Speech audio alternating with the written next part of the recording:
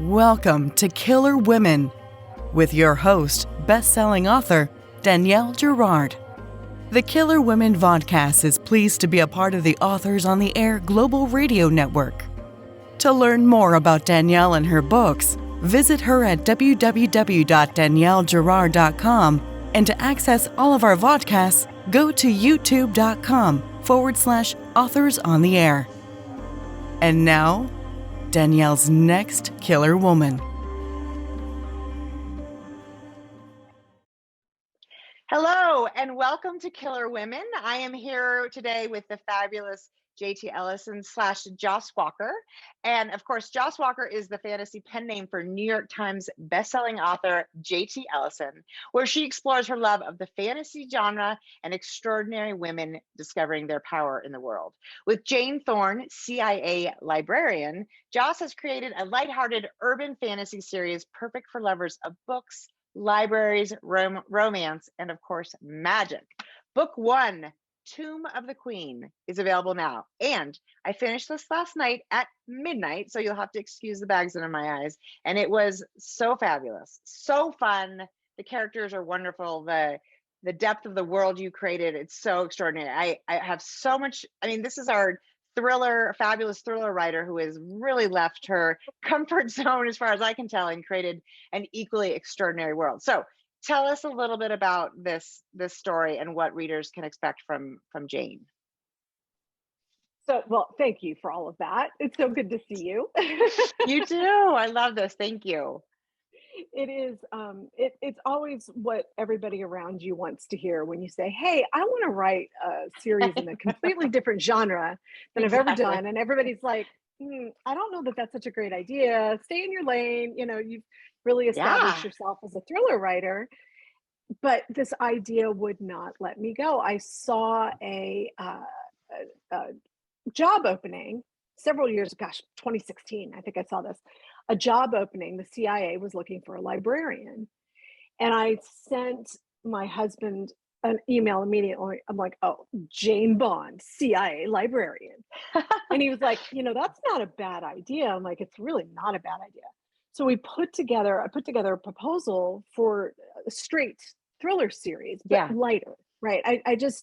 My work is very dark in the thriller genre. It is psychological. It has a lot of depth. And I wanted something that was a little bit lighter and funnier and had a slightly different voice. And so, put together the proposal. My agent wasn't super excited about it.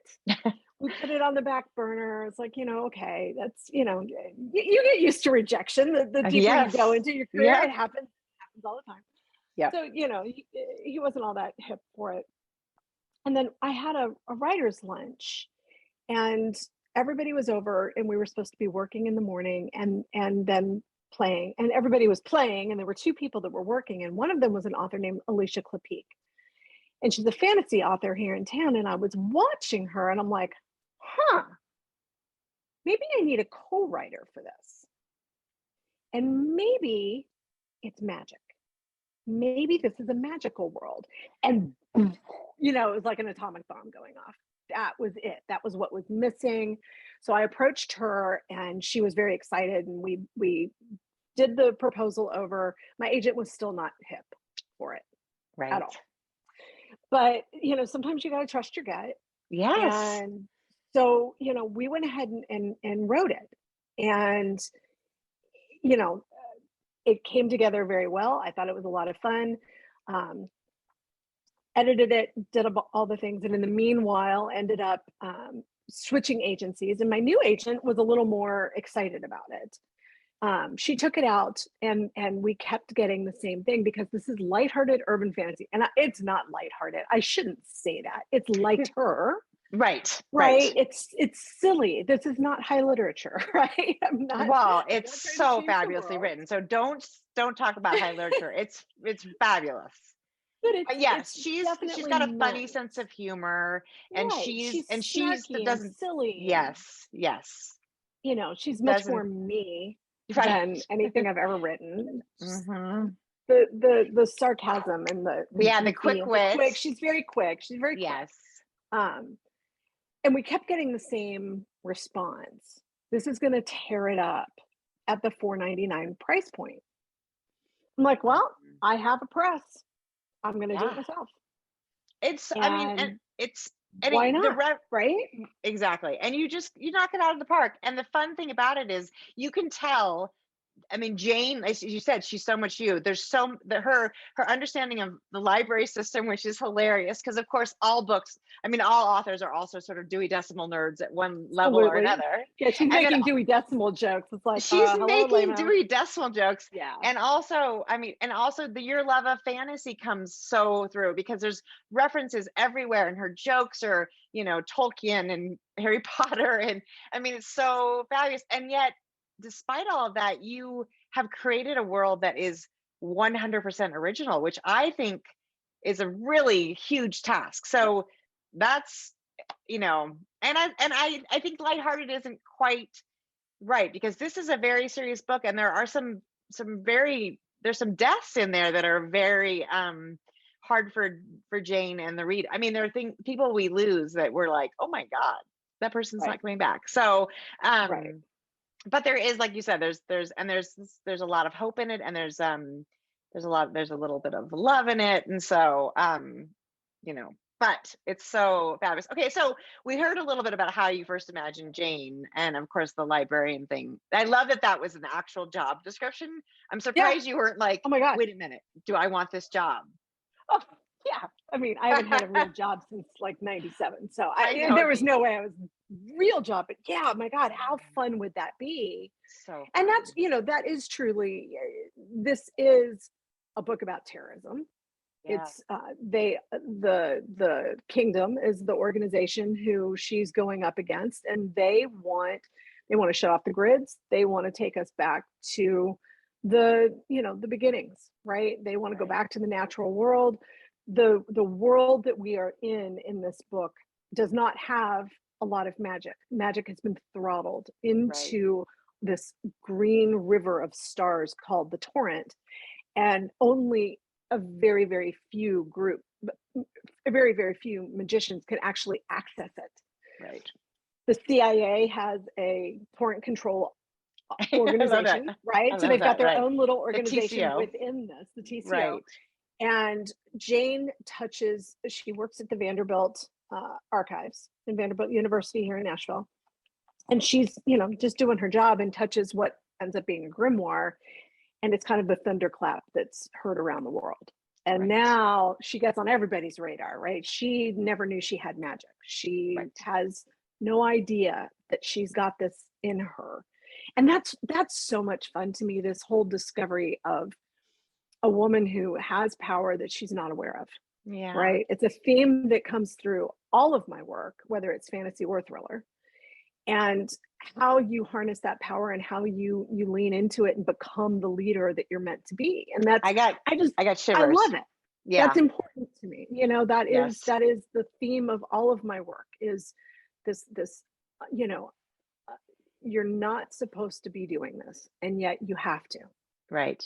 And I think that's how the greatest leaders are born. Leaders, people who want to lead, you shouldn't follow. We don't want them. Right. We don't want them. Right. We want the ones who are reluctant, the reluctant leaders who do it because they don't have a choice. Yeah. They're morally obligated. And that is who Jayne is becoming. And what's wonderful about it is she's a strong woman coming into her own power. She has her doubts, but also she's a really, it's not one of those books. There are books out there that you feel like you're sort of being heavy-handed with, that you're getting the feminist sort of a little bit. And the one thing about it, she's a very active participant with the other people in the book, the men and the women. Everybody's bringing something to the table. It's very collaborative. It's you do this in such a beautifully subtle way, JT, that we don't feel like, oh God, we're reading one of those books. It's like you said, it's a theme in all of your books, and in a way that makes each of us realize, male or female, our power, that we have power, that we're probably not we're probably not accessing all of it. And, you know, and the little things we do, we're not going to probably access the torrent, as much fun as that would be, but we can No, access. wouldn't it be awesome? Yes, I'm wearing my green, hoping that maybe there's a torrent down there to help me finish my next book, but I'm not finding it at the moment. So, so tell us a little bit more like about writing this. You know, you've done co-author projects before, of course. I have. And but how, you know, how did this feel different? Did you have to really map out the world? I mean, did it feel really different from writing your thrillers? It did. One of the reasons why I wanted to work with a fantasy author is because they do have that experience in world building. Right. We do that in the thriller world. We're creating, you know, our own versions of reality. Sure. But there are certain tropes that do exist in the fantasy world that I wasn't familiar with. And I also wanted to sort of stay away from reading urban fantasy too heavily so that I wasn't influenced by it, that it was something that could be original. Right. Anytime, you know, I came across something in the draft that felt familiar, I took it out. Right. Or something to it so it would feel like an original thing. Co-writing is a blast. I know. I kind of feel jealous. Sounds wonderful. It really, having two brains on something is really exciting. Yeah. Because everybody brings something different to the table. And, you know, somebody has to be driving the bus. I have been the person riding the bus and I have been the person driving the bus. Yes. Yeah. It has advantages on both sides. Right. It really does. Being the person on the bus, you have a backstop in the brand that you're writing for, and being the brand who is driving the bus, you know, it all kind of rides on you. Yes. So that's very interesting. I just loved doing this enough that, you know, as it was going on, I was like, okay, this is bigger than I thought. This is at least 6 books. Wow. And that people agreed with that. So we got a audiobook contract for 6 books. So, you know, now it has to be 6 You're books. like, oh boy, right. We got the pressure's on. The pressure's on. My co-writer decided that she did not want to continue going. So I had to find somebody new, which actually is very, very interesting moment because I've just finished reading our second draft of the next book in the series. The first thing that we did actually was the short story. Yes, I love this. I love that. So, and you can see her name is R.L. Perez. Yes. And that's Jayne's sister, Sophia, who gives us some backstory about this whole thing. So it's actually a prequel to The Tomb of the Queen, right? Yeah. And that was the first thing we did is, okay, let's establish, you know, a new voice, a new narrative structure, and a new arc that we're going to pull through. And so that story is Jayne's sister, who does appear in Tomb of the Queen. She does. But it's more backstory of what's going on. And it's very important to the next book in the series. So it's interesting because, you know, obviously everybody's authorial voice is a little bit different. Yeah. So it fits that this book is a little more serious. The second book is a little more serious now because the stakes are higher, right? When you discover, obviously, you know, there's magical terror out there. There are people that are trying to hurt us. There are people who are trying to change things. And you have to fight against them. That changes the characters and the tone. Absolutely. It was kind of perfect. It was perfect timing to have a shift. Yeah. And I'm really excited about the second book. You know, I get to dive in. The name. I saw it. What's the Master name of Shadows. Second book is Master of Shadows. So it'll be out in July. Okay. So these are coming out every, you know, 8 to 12 months. So fun. We're doing. This is a hefty book. But it's that's a big book. It's a big book. I mean, it's as big as any of the thrillers you've written, I think, right? I mean, it's really close. One of the biggest. It's 25,000. It's, it's up there with Yeah. the biggest of the thrillers I've ever written. But what's so fun about it, and what was so fun about it is it's the the way the short chapters are, the driving momentum of the book. You don't feel it. Sometimes I pick up a 500-page book and I'm like, oh God, you know what I mean? And this time it was more like, okay, well, it's like it's 11:15, but I can just read one more 5-page chapter, and then and then all of a sudden it's midnight and you're like, okay, I'm going to have to stop because otherwise I'm never going to get any rest tonight. So, and that makes it really fun. I think the structure of the story, and mostly being in Jayne's point of view, but having a few other points of view also really, really keeps this moving. But so I want to talk about Killian because, and I don't know how much I'm allowed to say, but this is a character who becomes very important in the book. And one of the things I really love about this is that in the beginning, Killian is working for the kingdom, but he thinks the kingdom is the good guys. And you can kind of see how that happens because when you talk about returning to the natural world, it sounds all kind of great until you think about what that means. So, this is again about your sort of like the struggles that represent sort of the struggles into the real world. And then obviously today you're wearing colors in honor of the Ukraine, which is, it's not off point, right? This is all very much about like what something is represented as and whether or not it's the truth. So, I mean, I guess talk a little bit about sort of that, the way you're sort of exposing that sort of, it's almost fake news, right? The Killian, what Killian is what he's presented with and what's actually the reality. Sure. He is a kingdom member, and he is not necessarily on Jayne's side, right? And she has no idea. She just thinks he's this hot kickboxer that she's met on her first assignment, and she's just kind of like, well, they wanted me to blend in, so Right. a better way to blend in than going on a date with a hot guy. Exactly. And of course he's using her, and that creates a lot of tension. But even Jayne is looking at what the kingdom is proposing and saying, this doesn't sound so bad. It's just how you're going about doing it, just indiscriminately. Yeah. You're going to hurt so many people to achieve your goals, and that you would do that. That's the horror of it. I mean, sure, technology sucks. It Right. takes us away from everything that is real in the world. It compares us and makes us compete with strangers, and it does all kinds of terrible things to our psyches and to our concentration. So she gets that, she totally, she just wants to sit down with a slice of pie and a glass of wine and a book. She does. She's a pie lover.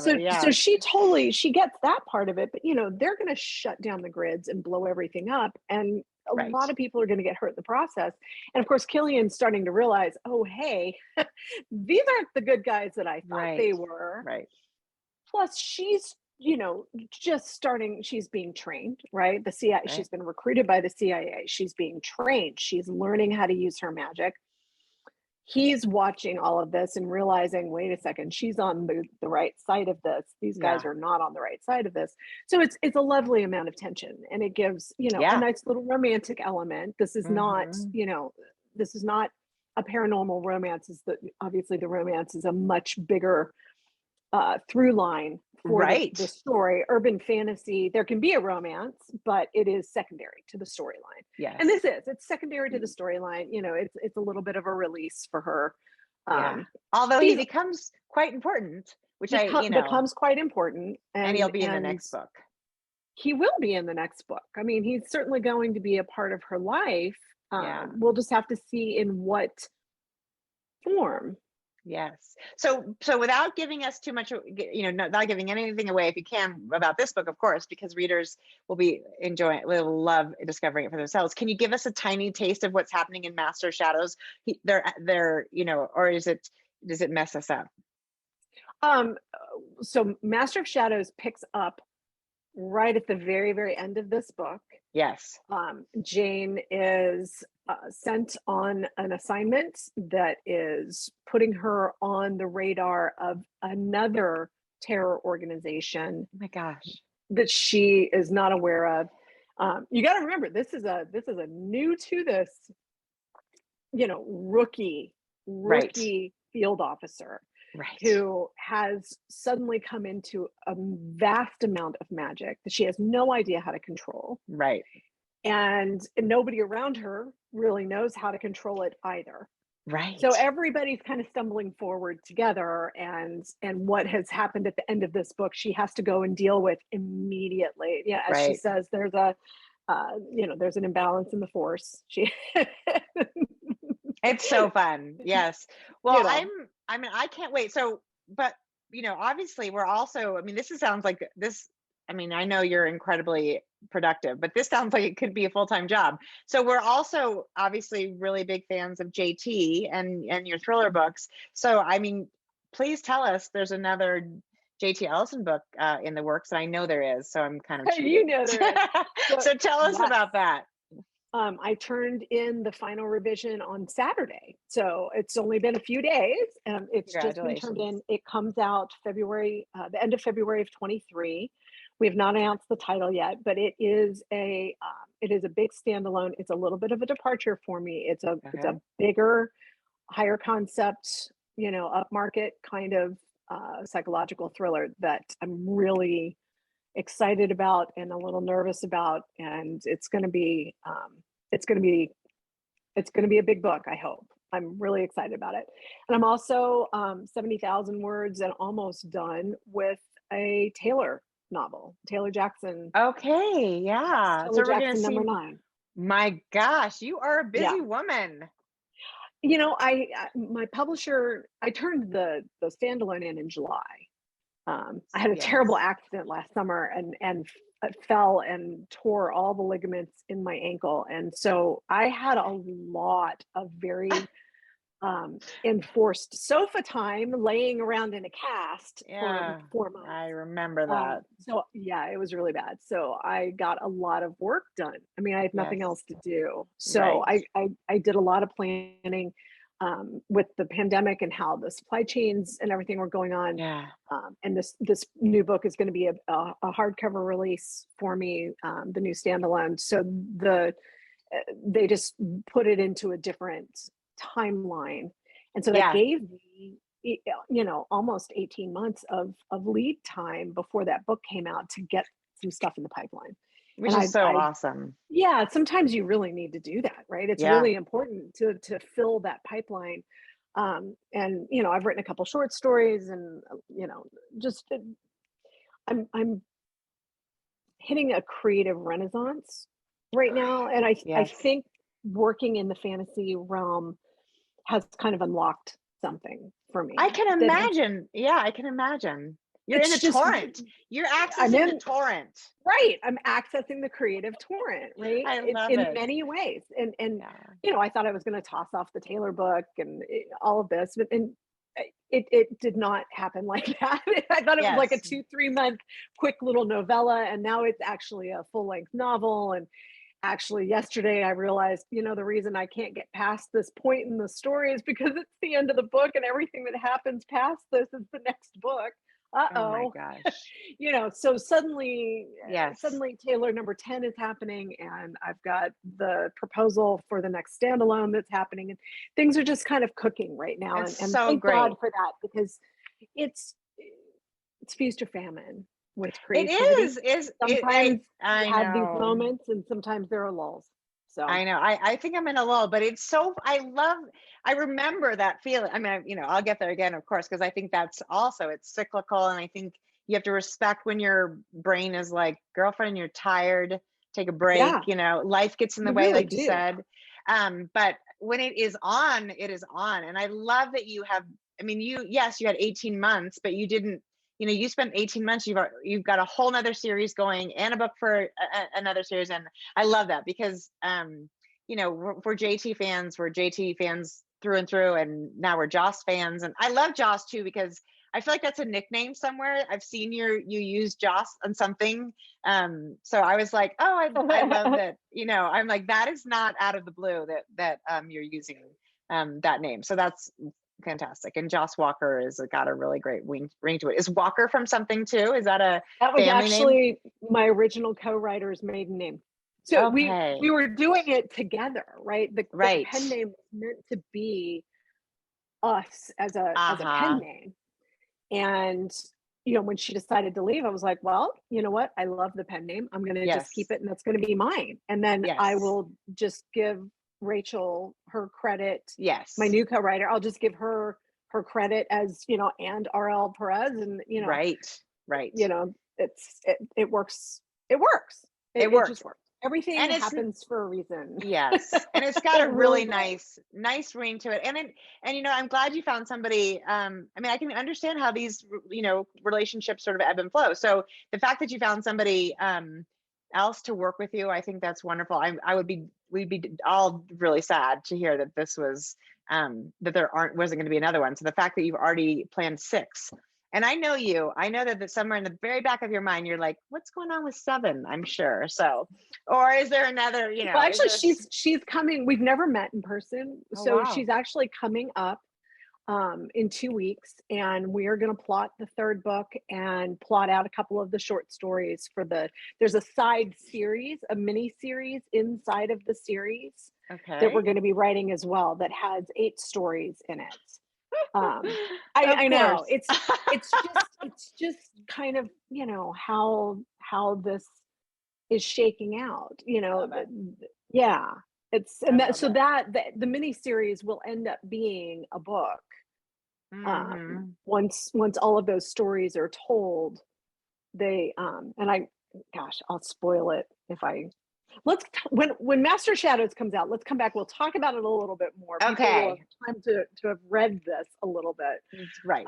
That sounds perfect. I'm really excited. Well, thank you so much for joining us, everybody. I don't read a ton of fantasy. A little bit, but this was like one of those, it didn't have too many, there were no inhuman like characters, not, no like Darby's, or which, makes it feel really, other than the idea that this magic is this type of incredible power, it really reads as, if you're not a fantasy reader, it's certainly worth a try, because I don't feel like it was like we're too lost in some world, but if you are a fantasy reader, it was just candy. It was so much fun. And I now have to spend the weekend getting caught up on sleep, but thanks for that, JT.